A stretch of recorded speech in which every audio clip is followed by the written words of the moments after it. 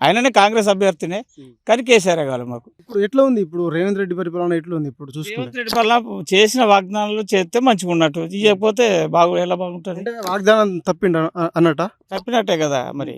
2000 pension 4000 అనే, 4000 6000 అనే, రైతు బంధు 15,000 ఉన్నది, 15,000 6,000 చేసి అది కరెక్ట్ ఇస్తలేపాయి.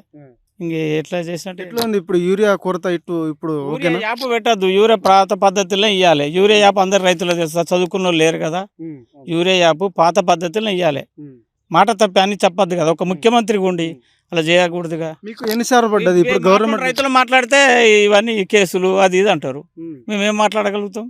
ఉన్నది చెప్తా అంటే కేసులు పెడుతుండ్రు రేవంత్ రెడ్డి. పెడతా అంటుండ్రు, అంతే అంతే, ఇంకంత మించి ఏముంది ఇంకా. ఇప్పుడు రేవంత్ రెడ్డి వచ్చాక మీకు ఎన్నిసార్లు రైతు బంధు వచ్చింది? ఇప్పుడు రెండోసారి వేసిండు, మూడోది సగం సగం వేసిండు. ఇప్పుడు 4-5 పడాలి, 5 రైతు మంది పడాలి. రెండోది 2 సార్లు రాకపోయా. ఇప్పుడు రైతులకు కూడా రేవంత్ రెడ్డి ఏమంటుంటే రైతులకు కూడా 3 గంటల కరెంట్ చాలా అంటున్నారు. 3 కరెంట్ల కరెంట్ ఏడ సరిపోద్దండి? 3 కరెంట్ల కాడ మళ్ళీ కేసీఆర్ రావాలని ఊర్లో అనుకుంటున్నారు ఇప్పుడు. ఖచ్చితంగా కేసీఆర్ రావాలనుకుంటారు.